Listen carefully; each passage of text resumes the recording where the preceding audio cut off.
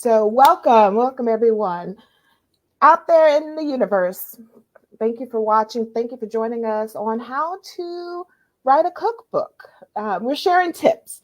Mhm. So, I am the owner of the Food Temptress Cookbook Store here in Virginia Beach and online. We feature culinary books by Black authors, and I am joined with Sheree Williams, long time friend, Long time. mentor, all those good things. She is the founder and wait, let me get it right. Founder and executive director of the Global Food and Drink Initiative Mhm. and the chief editor in chief of Cuisine Noir magazine.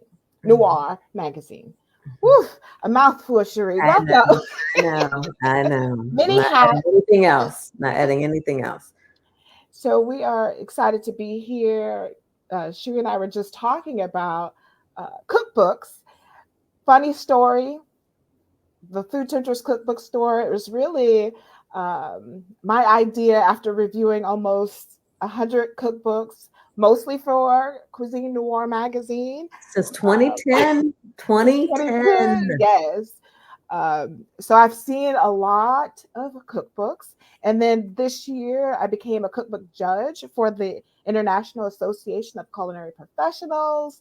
So I'm like, I need to share some of this information that we have uncovered for the last, what, 20 years, maybe? Well, I would say me 15.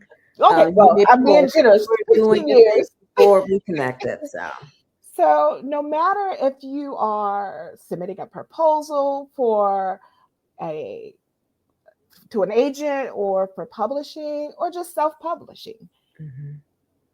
you need a good story Yep. and you need a good recipe. So, Cherie, tell us, how important is a good recipe and story? But tell us about the story because that's really where we want to start. Absolutely. So the story is what's going to inspire someone to write the book, to, see them in you, right? And so and I've heard of there's so many amazing stories. They're about your life. They're about how you got into cooking, how you're doing what you're doing. And that's going to draw people in. And so being able to connect the dots, the seeds of cooking with grandma at 5 to watching it flourish to where you are, that's important. And so I think when you sit down and you really think about your life and all of the seeds that have blossomed over your years, there's your story to tell. Because chances are we're going to find something in that story that reminds us of our story. So, very important. Yes. And I like a really tight introduction, Mhm. short, tight introduction that I can get through. But I also appreciate the sections where they tell you how to use the book, Mhm. right? It's like, Yeah. how do Mhm. I use this book? If it's, something important that I need to know, put that in the introduction. Mhm. Why should I care, right? That's another thing. Why should I care about your story? And make it relatable, things that you could go ahead. I'm sorry. No, so no, absolutely, because you want to bring the reader on the journey with you. And so that's going to be very important. If I'm a baker, which I'm not, by the way, I need all the help I can get. You know what I mean? Because it's so intimidating to me. So you laying out the baking list, the equipment list, all of that to help walk me through that is going to make me feel like, okay, I can do this, right? Mhm. Especially someone if you're getting into some of the little bit more integral recipes of things, being able to say, you know what, I'm going to break this down for you so that it doesn't seem so overwhelming. Those are I agree with you. That really is nice too. And then so you're going to see a variety, which I'm sure we're going to get into it because some people like to start off in the beginning strong, or when I say strong, the whole book is strong. But what I mean is they bring that story more up front, and then you get to the recipes. Some do a little introduction of equipment and stuff, and then they flow in the story and the recipes. So you're seeing a variety of storytelling out there. And so you're going to have to, that's one of the things you're going to have to think about when you're laying out your book. How do I want to tell this? Do I want to start here, weave it in, or do I want to have it all up here and all the recipes down here? So again, taking that time to say, how do I want to tell this story is going to be important. So what makes a good story, Sheree? Authenticity, for sure. Don't make something up. Tell the truth. I wouldn't say, depends on how much you've already shared about your life before on any platforms, right? So are you going to expand into that? Are you going to share new stuff that no one has ever uh, learned before on social media, on your website, on cooking appearances? That's going to be good. But then just really being true to yourself, being real. I'll be honest, just be real. The good, the bad, the ugly. If you want to share that, you don't have to get, you can keep privacy as much as privacy. But if everything wasn't rosy and peachy in your life, don't act like it was. Share that as well, especially if it contributed to where you are as someone in the culinary industry or wherever industry you are. You know what I mean? Share that because that's inspiring. So I say when you come, you're real, you really tell your story in an authentic way. That's a true story. Don't try to make up something to have it sound like something that it is not, because you're trying to bring this character forth or whatever. That's not really true. And you've got this facade going on. So I think when you really show who you are, that's what works best. Mm-hmm. And it makes me think about a cookbook, a very small cookbook that I wrote a couple of decades ago. And it was about cooking on a budget, right? And Mm-hmm. so I was broke. I didn't have any money. And Mm-hmm. I shopped at the dollar stores, Nice. back then before they were popular. Uh, Mm-hmm. and I created meals from, finding, a little steak at the dollar store or some Wow. canned apples, and created recipes from that. And, we all been there, right? Pretty much Mm-hmm. on a budget, Yep. or we're making something out of nothing, as we all like to say. But Right. good thing now, I can share that experience without feeling shame, because Right. people Right. think it's fashionable now to go to some of these dollar stores, but you can really make some great meals Yep. by And I doing mean, that. and truth be told, there's this pizza crust that I get there, $1.25, and it's low carb and it's the best pizza crust. And I gotta get it at my dollar store. So, when you wrote that book, what was that, 5 or so years ago? Oh no, we're talking at least Was 10, it that long ago? 15. Oh Oh, no, 20, at least 15 or 20. oh wow. I'm So old. look at how relevant that book is today. You know what Right, I mean? right. You were ahead of your time, Rekaya. Yes, I was. So nowadays, as you know, families need affordable options, and they're just as good at shopping at the dollar store. And so to have a resource like that is amazing. So Mhm. you, one, share experience that I'm sure tapped into so many other people that were going through that and maybe going through that now. And so that right there is a good story and is a good book because it really fills a need. Yes, it does. And I need to update it. Hi, Benita. I see you checked in. I need to update it, make it relevant for the Hmm. time. Some of the stores are no longer in existence, but we're gonna Plus, do it's that. $1.25 Yeah, now. it's $1.25 now. So your budget may be different, but we're gonna Mhm. work on that for our loyal friends. So let's talk a little bit about recipes. Okay. So I really love like the head note above the Yes. recipe. Hmm. What is a head note, Sheree? So a head note is sort of that, and this is one of my favorites, Michelle Braxton with Supper with Love. She does an amazing job of head notes, right? And so I don't know how much you can see that, but this beginning part right here is the head note where she introduces the recipe and she sets it up, whether it's a story or how you're going to use it, the ingredients involved, all that good stuff is your head note of a recipe. And so, the thing about a cookbook is this is your interpretation, right? How you want to lay it out. She does a beautiful job of doing that. But then if you come to a different style with Suzanne Barr in her book, she tells a beautiful story about her life that people may not have known. So it's sort of like a two for one because it's a story of her life, and then when you go to the back, you've got her recipes. And in this one, she also does set it up with head notes. So, but then I've got another one from my friend Sheree Riley, who in her book, she did not necessarily do head notes. If you look here in her book, which is a beautiful book, she's self-published, and we'll talk a little bit about that. She didn't use head notes. So again, it really, I think, is about preference.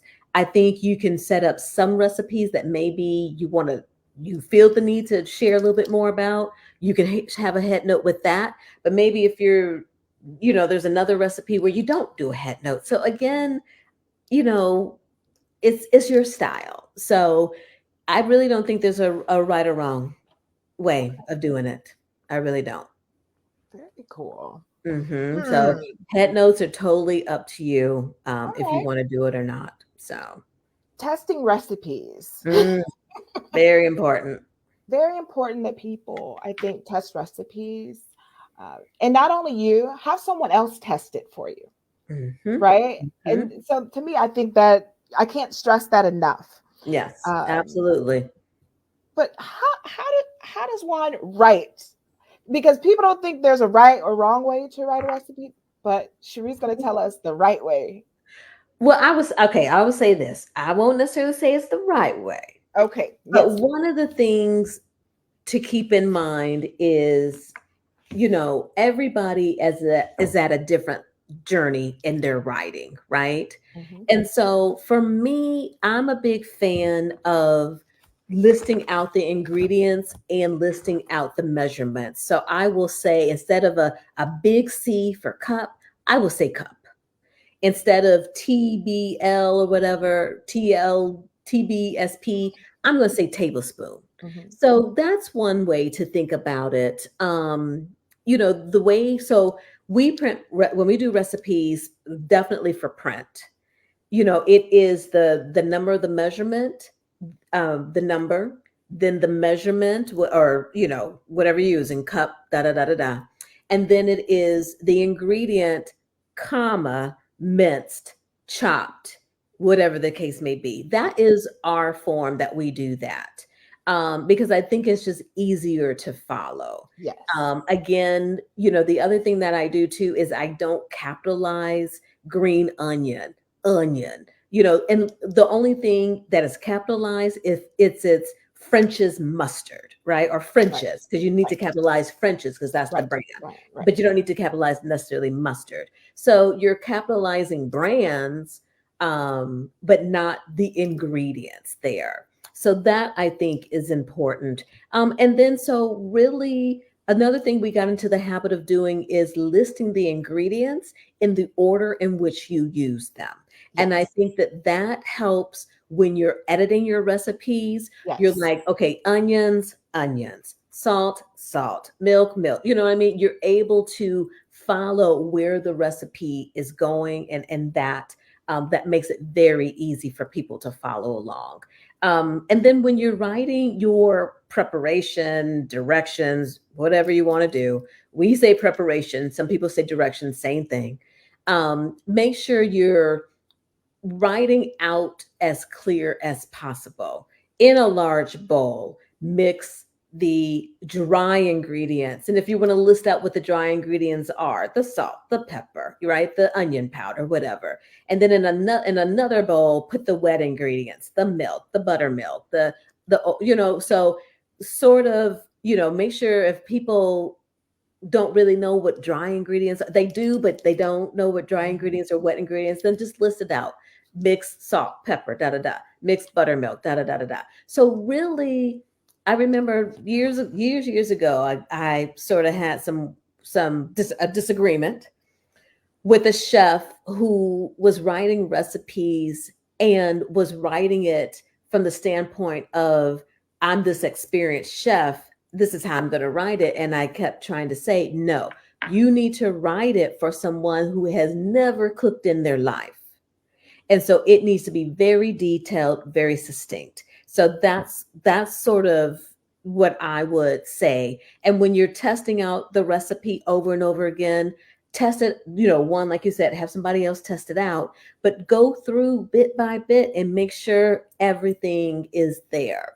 The other thing that you'll see, won't see, I'm going to go, you're going to see some people will put preparation time, some people will put cook time.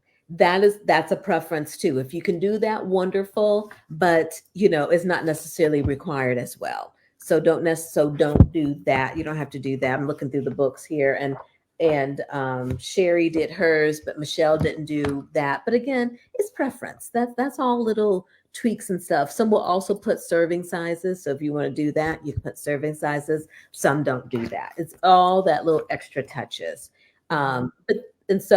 Well, we'll get into the photos next, but that's what I would say when you're writing the recipe is, you write it, then you test it, and you make sure everything is there.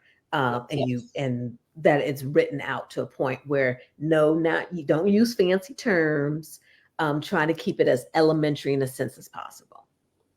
Correct. Very valuable information. And one of the other things that I always preference, so when you write salt, let me know if it's sea salt, right? Oh. If you write sugar, let me know that it's white sugar, brown sugar, powdered sugar. Oof, right. Yeah. That will destroy everything. Absolutely. And also, if you're doing tomato sauce, let me know the size of the can, because there are different sizes in the store. Yeah. So just 15-ounce can of tomato sauce. Those are so helpful and will change the outcome of everything. And also, we didn't mention, but the baking times. So everybody's microwave or oven different, right? So you want to do Fahrenheit or Celsius, you can decide. But also, it's nice to just remind people that depending on what part of the country you live in, the humidity is different. Yeah. The microwaves are different. But do your best to use just general terms for like medium heat. There's no medium heat on my stove, but I'm like, oh, there's a medium. So just kind of keep that in mind, that we just have different appliances. A couple of things too that you mentioned. Another thing is substitution. So if there's ingredients that you can substitute for that you may not have, you want to include that. So that's especially if you're going from a vegan to a non-vegan or vice versa. If I'm using this, maybe you substitute with mushroom instead of chicken or whatever the case may be. So those are great offerings there. And then I was going to say, you were talking about, don't lose my thought. You were talking about, oh, darn. I don't lose my thought. Okay, we'll have to come back to it when I remember it. Darn it. But it was about substitution and cooking times, temperature. Oh, I know what it is.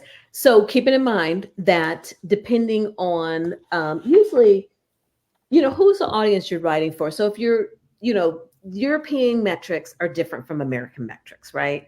So a lot of times we may want to get like, we're a fan of a British cook, right?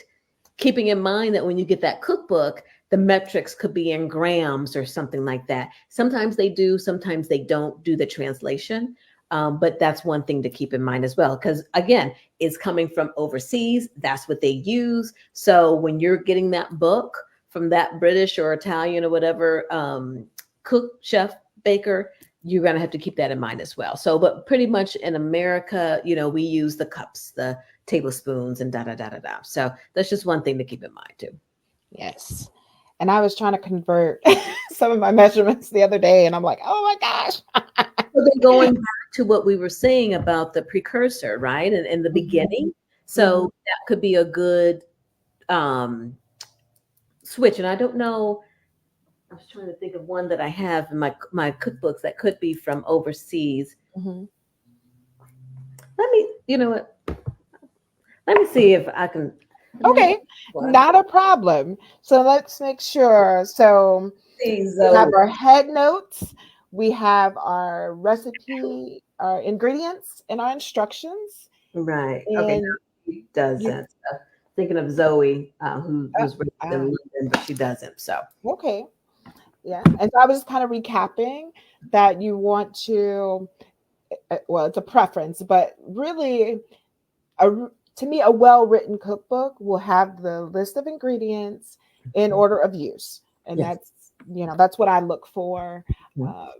Even if it's salt and pepper, if you use salt first in the instructions, mention the salt first. It's just easy. I know it's very basic, but it works, and especially for people who don't cook, who are Right. like, I'm going to cook today. It just helps them. It just Yeah. helps them immensely. So, all right. So let's talk about photos. Oh. And one of the things I can say about photos, I appreciate a cookbook that has a photo for every Okay. every single recipe. Mm-hmm. And Mm-hmm. I've noticed when I read cookbook reviews on that other site, people really are upset when you don't include an image. We're, Okay. we're just visual people, I guess. We're constantly looking for an image. And Yes. so let's talk about food styling and photography, Sheree. So, couple of things. We know that when you have a book deal, um, from experience of talking with chefs, then there is a budget that will include a stylist and a photographer, right? So then it's going to come down to one, do you have a buddy that you know what has used, well, one, do you personally know a photographer? Because maybe you're doing, well, let me scratch that. One, a lot of times you could be doing your own. There's some amazing True. food creators out here that are amazing photographers too. So that's one. But do you want to have both things going on when you're trying to focus on a recipe and shoot it at the same time? So that's one. So yourself being one. Two, having the budget from a publisher to hire someone. With that being said, you can look at various books and look at some of the photographers there, right? And contact some of those because they tend to, like Tia Mari and Tabitha Brown, they use the same photographer, right? So you look at what that industry is. Otherwise, so referrals are going to be very important with doing that. And so, with that being said, you like that person's work, setting up one, are you doing the food styling or are you going to hire food stylists to do that? Because how you position and present the food is very important for them to shoot it. So that's going to be something you have to think about too. Who is doing that styling? So there's a variety of different ways. Then you go from there, right? Do you do a close-up shot of the food or do you do it back? What is the colors? All of that. You really just have to take into account. So what I would say is pull out some of your other favorite cookbooks, look at that magazines as well of how others have shot food to see what do you like and what don't you like, you know what I mean? And then work together with someone to the photographer to bring that about because you want an experienced photographer so he or she will know, you know what, Rekaya, let's do that gumbo this way, maybe based on what you're thinking, or you're talking about this. So I think this would work well. So you really need that to initially go in with planning. And they have what's called those mood boards, I believe they call them, or there's a program out there where you can sort of style out and think about how you want the recipe to flow and all of that. So just think about that too and getting one of those programs where you are mapping out each recipe, each page. So that's a good thing too. But definitely, you want nice, crisp, style, just really well presented um, recipes that really will. When I first look at that, I'm like, I don't even know what the name of it is, but I know I want it. That's what Mm-hmm. I want to walk away with. So, like in Sherry's book, she's got this Southern French drink right here. I Mm-hmm. love lemon, so she got me right there, right?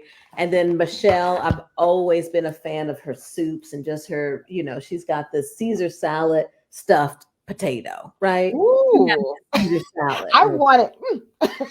She really had me a Caesar salad. So This one too, I love. It has a little bit of action in there with her about to pour the Yeah. salad dressing on there. That is just, that is amazing. The soup again in the pot. So, sort of as you're how the photos look also tells the story as well. So you really need to take your time with those photos and really make sure that, you know, if you don't have a photographer's eye, you're not a photographer, have somebody else look at them, because there have been some books where the photos have been really suspect. And it's like, even if you're self-publishing, spend money to hire someone to do those photos. Mm-hmm. You can get an aspiring photographer, someone that wants to build their portfolio, something. But if photography is not your jam, don't do it. I agree. I Don't do agree. it. And I really do look for vivid images. And if you're going to take photos yourself, I always recommend people taking them in raw, Yes. raw setting on your camera. Those for people who still use their, Canon Mhm. cameras. Take it in raw so you have the option to. First of all, it's high resolution, right? So it's Right. high resolution. You can manipulate it a little bit. Uh, and it's just so important. The It images is. must. I think it's a must. Must look good. It is. And I haven't shot any food that much this year, but I invested in it was a pretty penny, but I invested in that macro 100 lens from Mhm. Canon. I don't know what the equivalent is for, say, Sony or Nikon, but that macro 100, OMG, your food shots come out. I mean, you can see the flakes, and just it's amazing. So again, you know, invest in it, and just really, that is going to be one of the key selling points of your book is the photography. And then the other thing, we talk about photos. Sometimes, people are mixing in photos of them. So you've Mhm. got the whole photo shoot for you, right? What's going to look good. You're shooting, making recipes. That's going to, that sets up, whether in the book, beginning of the book cover. So you've got to think about that photo shoot as well, as you want to have those memories. Because I know for me as a publisher, if I'm showcasing a book, then I do want some of those candid shots that I see in the book to be part of that article that I'm sharing. So think about that as well in terms of those shots. And then those shots, again, this is the other part why the photography is important. Those become your media shots for when you're doing your PR and your marketing. Mhm. So again, it's not just those shots for the book, but think bigger plan as well, that you're shooting for the book and you're shooting for the promotion and all of that. Mhm. And I do want to go back about your lens because Mhm. I don't want to leave the impression that people have to go and buy this expensive lens. Right. But can you just tell people the advantage of having that lens? So that macro lens is really capturing just beautiful color, and it really goes into the details. So it's the blueberry where you can see that you just rinsed it, right? It's the crisp strawberry where you can see the seeds that you can scrape off and I guess to grow more strawberries, right? So that to me is just what you want to do is, if you are going to be shooting with um, a DSL or a full frame, right? You want to look at what are some of the best um, camera lenses. So that's one. If you are working with a photographer and you see their work, ask them, then they will Mhm. know, but just ask them what lenses are they shooting with. Especially if you're doing an amateur photographer, you're going to make sure that that person knows that there are better lenses out there for food. One person I would recommend, her name is Joni Simon. She has the Bite Shot. Mm. You can find her on YouTube, social media. Beautiful food photography. Beautiful, beautiful, beautiful. The other one, I forget his name, but it's called We Eat. I believe his name is. He Okay. does beautiful photography. I believe that's the name of his site, but I know Joni from Bite Shot. Check out what they're doing. They go over styling, all of that stuff. That will be a great place to start as well. All right. Ooh, some gems tonight, people. I hope so. All right. So let's talk about the book cover. Okay. Okay. So, what are your thoughts on putting the author's picture on the cover versus, say, a nice Caesar salad potato? I really don't have a preference. So, again with Suzanne Barr, she's on her cover, right? And I think Mhm. I gotta go over here. I Yeah. think it works well there. And then you have Michelle, who is on her a little bit on her cover, showing the Mhm. green beans. Then you have Sheree, who is going straight for the food. And Mhm. then you have Zoe, who is going for a different print. And Mhm. so I think why I don't think it matters in a sense is I'm excited to buy these books because I know these chefs are going to bring me good recipes. Okay. So for in my opinion, so there could be two school of thought, right? Mhm. For people, if I'm in Barnes and Noble and I'm looking for a cookbook and I don't know you, then maybe a food shot or something is going to work well, right? Because I Mhm. don't know, I don't know Michelle. So okay, she got some green beans, takes me back to popping green beans on for Sunday dinner, right? Okay, okay. Um, so that may work in that case. But again, because I follow Michelle on Instagram and love her food, I don't care what Michelle has on her cover. I'm gonna get the book. Right. You know what I mean? So, Mhm. but, Suzanne, I've known Suzanne for some years now, and so just say Suzanne got a book. Okay, you know what I mean? I'm not Mhm. really like, what's gonna be on the cover, Suzanne? You know what I mean? So, Yes. So for me, I think as a consumer, so if your book title is about cookies, I'd mhm. like to see cookies on the cover Okay, personally. okay, okay, I'd and like to that see makes the sense. food on the cover. Makes sense. As a consumer, um, as a bookseller, I have to sell that book or get people to approach the book based on the cover. Okay, that makes total And sense. so, unless you are one of our best sellers, I'm going to pull up, unless you are Snoop Dogg, Yeah, exactly. right? He ain't gotta do Uh, nothing, does he? New York Times bestseller, most people know him, I Mhm. guess. Patti Um, LaBelle, that Khalees, yeah. I've sold his books because of, he's Snoop Dogg. Yes, there's some good recipes in there, by the way. But it's harder when people don't know you. Mhm, And mhm. I'm dependent on that cover looking spectacular to attract people to come and pick it up. And then, when they flip through it, they're equally looking at pictures, right?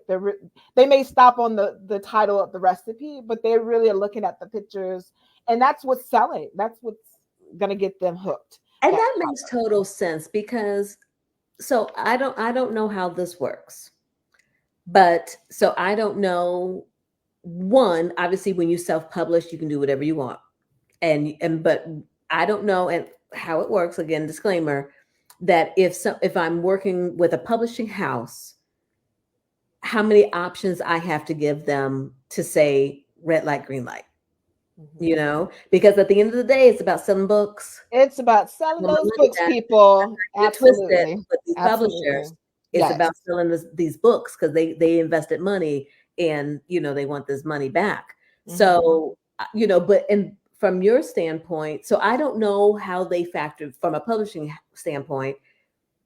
One, we know that a lot of times they're going to go with people who have an audience, right? Right. Right. So that's where it's probably going to be uh base one because you've got an audience, so I don't have to work. That's why I'm coming to you. You've got a good story, you've got a great audience, so we know that people are going to buy because of you. Now, you, like you said, on the other hand, as a bookseller, that is a different story because you are offering books that not everyone is familiar with the authors. And so, how much time, extra time are you going to have to be put in unless they come to you and say, you know what, Rekaya, I'm looking for a vegetarian, I'm looking for a Mm-hmm. dessert. Maybe if they lead with that, then Mm-hmm. maybe that can help you out a little bit more, whether somebody's on the cover or not, versus just, I'm just looking for a book that sounds good, looks good, or whatever. But I get what you're saying in terms of a bookseller. So, Mm-hmm. So yeah. So any other tips on you book know, so, covers? so that is like a balance there. Yeah. Yes. Yes. So For then sure. how do I, and again, for those tuning in, I'm not an author, but I'm just saying hypothetically, how do I, as an author, be able to stand out in your store?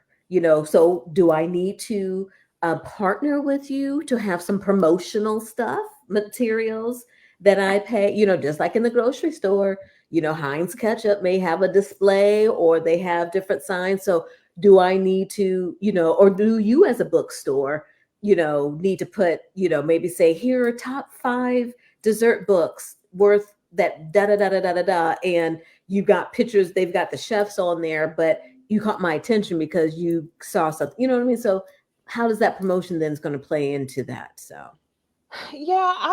For me, it helps that I see the book. hmm Well, let me go back. So with self-published books, I do use Ingram as a wholesale distributor. okay, So that's where I start. That's where I get my books from, and then Penguin Random House. And okay, so I really, I'm always on the internet. I'm always looking. I'm always mhm, looking for books to put in the store to promote. Uh, but I'm also looking for a good book, right? right, So usually I have someone send me maybe a review copy. I'll look at the photos, the covers. I'll even look at their social media, right? right, I'll look at right, their social media and hmm see what they're doing around that. I'll look at their videos and see if it's something that I can sell to my audience. right, right, And so it's just tricky, but I do know that when people come into the store, they like looking at food. okay, okay, Right, right, they want, the sourdough book that I have. They're like, oh, I want to know how to make sourdough bread, and there's a big old piece of sourdough. So it just varies. I'm really surprised by some of the celebrity books that stay on the shelf all the time and no really? one wants them. Okay, uh it really is just, how much are they promoting the book? Also, I do look at that, and that's important. I really want some of the chefs to say, go to Food Temptress Cookbook Store to right, get that book, yeah, and have a partnership with them hmm as well. But if it's a great book, I can sell it, right? So, and speaking of another book where you talk about somebody on the cover is Agatha. Achu is Agatha's book. Oh, sorry. I can't she's remember. so organized back there, right, people? I was going to pull her book. Oh, here it is. Nope, that's the artist. Okay. Okay, maybe I'm not finding it fast enough for everybody. That's okay. So, Okay, so anyway, but she is on the cover and it is a wonderful book. Yeah, I can't find. Cartier is also on her cover. So if look at Cartier's book, right? oh So yeah, sure. she's on TV, so everybody Yes, knows that one, right? right. Yes, So it really just depends. Tia Mari, Tia's on her cover, so it yes. depends. It does, and then it depends. Also, I notice, like, if something's happening with them, even if it's celebrity gossip, if I hmm if I pull those books to the front of the store, then people are like, "Oh yeah, that's happening with this person," or I forgot about this celebrity, but they're in the news right now. I may shift the books on the shelves so people hmm will remember. Oh yes, she has drama going on, and Yeah. I hate to say it, but people. That's how people think. Well, I mean, they're gonna draw that connection, right? It's like, didn't I Right. see something on TMC about boop? You know what I mean? So Yes. Yes. So there you have it, people. So let's talk a little bit about design. okay. So design. So one of the things I think is a must, and you could tell me what you think. I think every cookbook should have an index. Oh. And there are people who that's Mm. their sole job is to create indexes for books. And I think it's important because sometimes I just want to go to the index and look Yeah. at certain things and then go to that page. So what are your thoughts on that? You know, indexes are good. I think indexes are good. Mm-hmm. I think it adds a nice special touch to it. Mm-hmm. And so I'm just looking here. Oh, she has weights to measure. Yeah, everybody has an index. So yeah, Mm-hmm. I would say do your index. The I would say index. do And index. I tend not to find indexes in self-published cookbooks. Oh, okay. Well, shout out to Sherry. Sherry, she has an index. Yeah, she has an index in the back. Hey, Sherry. She has an index Thank you, in the back. Sherry. Thank It's you. in the back. Yes, Yeah, yes. so she Thank has you the so index. much for that. Mhm. It's just important, you know. It's Yeah, just another way. It's another way to help people navigate your book. right. Yeah. So, So so talking about that, and we may get to that of the self-published versus published. And, for me, self-publishing doesn't mean anything less, no, right? no. If anything, one, you're going to own all the royalties. You're going to own everything, and I'm all about ownership of my story, of the look, of everything that I want to do, versus going back. And again, I don't know how the process works, but I'm sure there's got to be some approvals along the way. So there's that's happening. So with the self-published book, I'm a big fan of that. You can really control everything and own all your assets, all of that. And it doesn't, and you can still come out with a book that looks just like, Random House printed it, Oh right? yeah, for sure. So I definitely would encourage people that if you don't get a book deal now, or ever, whatever the case may be, or you don't want one, self-publishing is awesome. It really is It is. awesome. And to really, the only, and again, I'm not the expert on this in terms of the deals, but to me, there's obviously they're going to have the money, because they are, there's that money that gets advanced or however that works there. But it's only going to last for so long. One, Right. right? It's not like they're going to be promoting it and doing this for like 2 years after the book is out. So you got to pick it up and keep going down the line. But you can still sell it at a Food Temptress Cookbook Store. Work with your Barnes and Noble. Work with all of that to still get those channels to get that going. And you got a book again that you can really say that you have put your heart and soul into, and no one says, "Oh, well, people don't know about fufu, so you think fufu is are they gonna buy it?" You know what I mean? You ain't got to worry about all that. So, Right, correct. And I have self-published my novels over the years, and I have been in the major bookstores, mhm, and I sell a couple of books in my cookbook store. So, mhm. yeah, it can be done, you Yeah, know. both options are wonderful. I mean, to have a book deal is amazing. So I'm not saying that, but I'm just saying I don't want people to be discouraged if they don't get one. Right? To say, what, self-publishing is still an amazing way if you really want to get your story out, to get your story out. That's correct. Anything else on design? That I goes back to the personally, I'm sorry. I said that sort of goes back to the cover, and I apologize. But let's hear. I'm sorry, I interrupt. I'm sorry. You personally think what?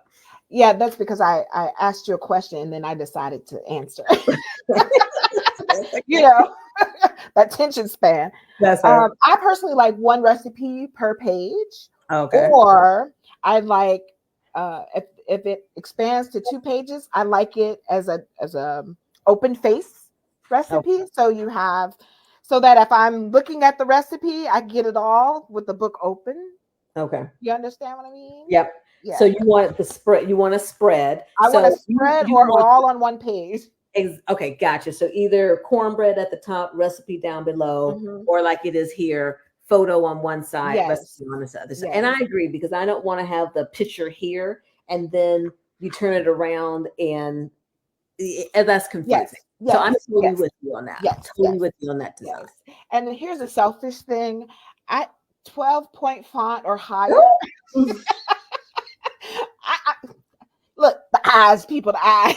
12-point Girl. font or higher is my preference. But that you do you. You do you, but that's my preference. No, that is something to think about. It's Something to definitely think something about. to think And just about. knowing your audience also. Right, If you exactly. have an older audience, you might want to consider that. I don't know. Too funny. I love that. Any other designs? Also, just on the self-publishing note, um, don't forget to put your book title and your name on the spine if it's Mm, big enough. Because I sit the books on the right. bookshelf and I Mhm. want to be able to pull it off the Yep. shelf pretty Yep. quickly in the bookstore. It's just some other things to That's a think good about. note.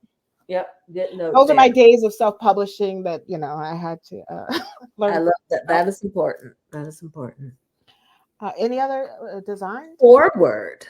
If Ah, we didn't talk about forwards, some okay, people forwards again. This is stuff that's not mandatory, if you ask me. right.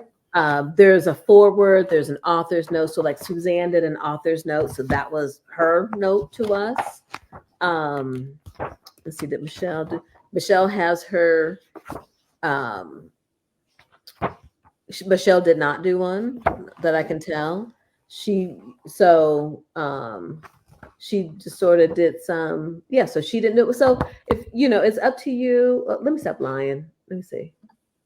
She did. Well, no, that's sort of the description of it. So, some books have an author's note, a foreword from another chef, but I don't think it's mandatory. Again, it's your book. That's the beauty Yes, of it. That's your book. yes, for sure. All right. So, any other things the author should consider? Um. Okay. The journalist in me says, try not to do AI. Don't do that AI. Write your book as best as you can, and see if you can have someone help you.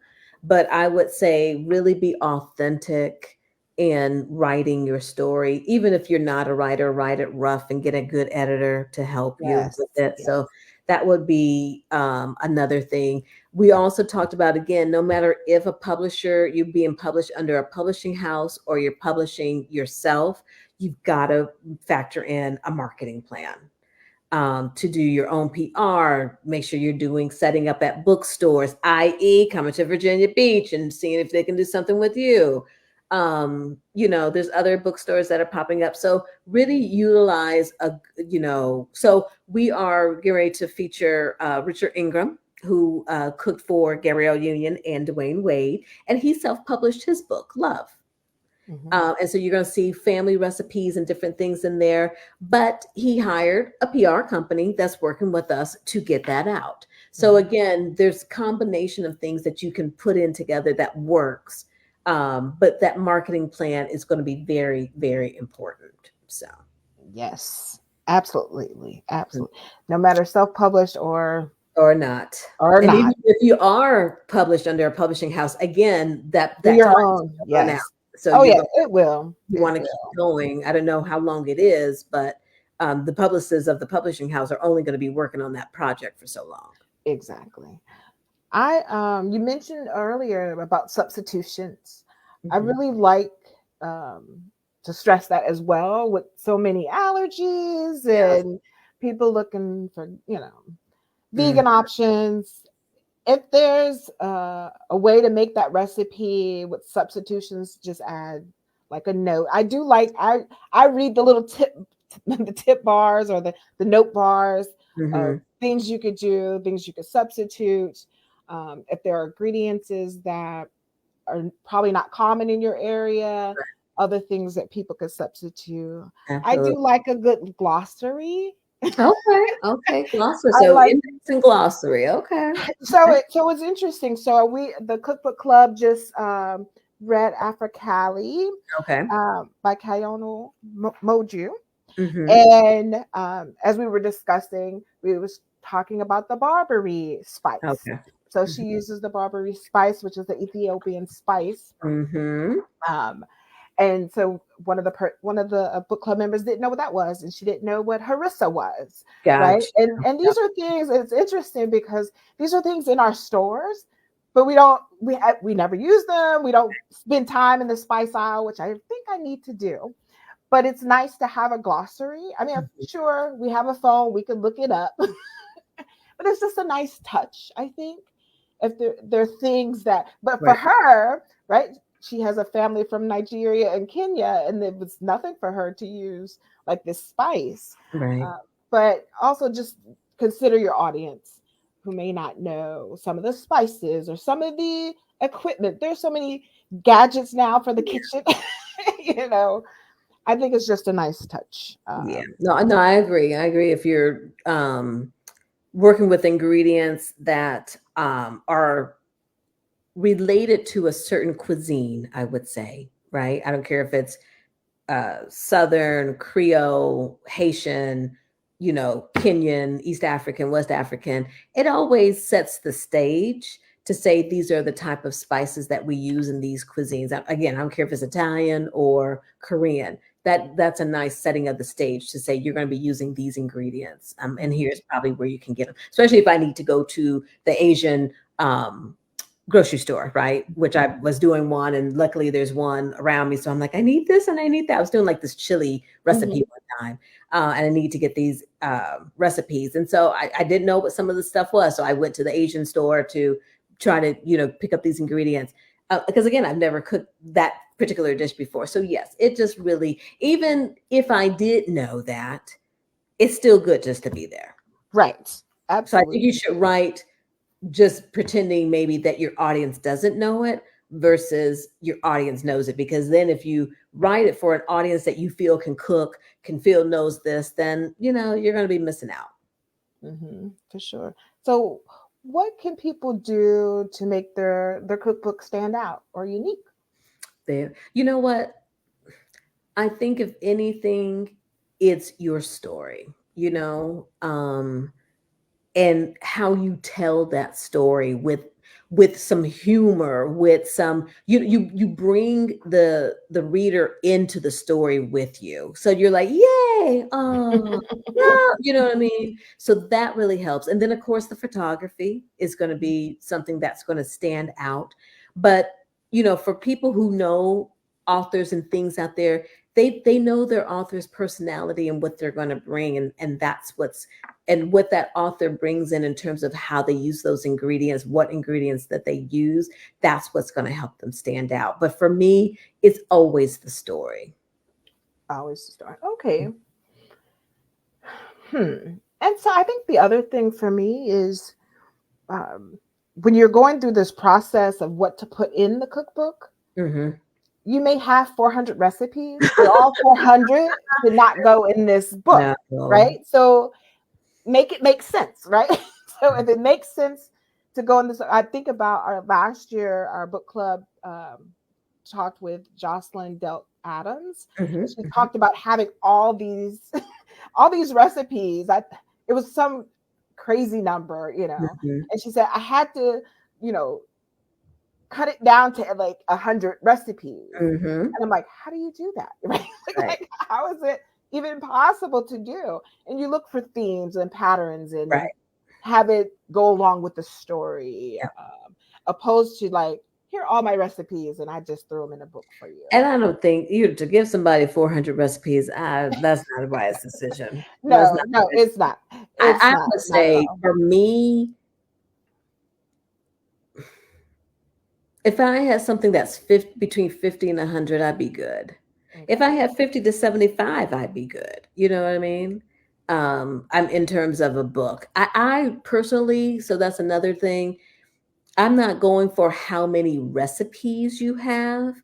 I'm going for what recipes are in the book that will work for me. So Mhm. even if it's 5 recipes, are those good 5 recipes that I can use or I want to try? right? Yes. So I would say for people not to get hung up on the number of recipes that you put in a book, but focus on putting your the best ones, and making sure that they're good. Yes. But again, don't get caught up because this person has 100, that one has Yes. 75. It's this big flex. The more recipes that you have, because to me, is not a bigger flex having all these recipes. No. That's a lot of work, is what it is. Quality. We want quality over Exactly. That's quantity. a lot of work. And so when I think about our discussion, and I think about the purpose of the Food Temptress Cookbook Store and the work that you do, Sheree, what we really want people to do at the end of the day is to capture those recipes in your family Hmm. and pass them down, right? Hmm. And it could be a reimagined recipe from grandmother, great grandmother, because life is different now. But Yeah. we really want to be able to preserve those recipes and traditions Right. and continue to pass them down. And I think Sheree has done a great job at doing that with all the work that you're doing in the community around global food and drink Thank and Cuisine Noir. And that's the purpose of the Food Temptress Cookbook Store is I want to keep books in circulation. I want them in everybody's household. I want you to also take time out and capture that story and that recipe from your own you. Right. family. And So I'll say this too, because you hear this a lot, is that people don't want to share the recipe because I don't know what. I'm not going to make any money off of it because I'm not going to sell it, right? And mhm, we know that one, you give them that the recipe is a roadmap, is just the base, right? So mhm. if you're going to give me a recipe for collard greens and cabbage, you know what? Your recipe may not call for smoked turkey, but you know what, Rekaya? I remember grandma, I'm going to put some smoked turkey in there. I'm definitely putting a lot of garlic in mine. I may put some Yes. onion. So I think we need to get out of this, hiding these recipes. Because I don't know, we get it that they're really like intellectual property, and you're going to be able to distinguish that that's Rakaya's gumbo, and if and Sheree's using Rakaya gumbo, you know what I mean. So if you feel like that, then maybe adapt it and alter it a little bit so it's not exact, right? But at the same time, to your point, it's soup season, which I love. So now I really get to dive into my grandmother's vegetable soup that I'm like making sure that I watch my mom make year after year. And so this year I'm going for it, and I'm gonna Yes. make it, but those recipes tell a story of who we are as people. And so going back to what we said, even if you're not looking to produce a cookbook for to be sold to the community or whatever, the public, all of that, make a fun cookbook that says, you know what, these are the Gibson's family recipes, and they're just used for the Gibson family, Yes. and then that way you keep those memories of loved ones alive. It can sort of tell you about the history, where you come from, and all of that. So I highly recommend that. Good. Yes. Totally agree. Thank you so much, Sheree, for your time. Let us know where we could follow you, where we could find you. Yeah, so you can go to cuisinenoir.mat or cuisinenoir.com. You can also follow us on social media at Cuisine Noir as well. Wonderful. And you can get cookbooks at foodtemptress.com, or you can come on out to Virginia Beach and check out the store.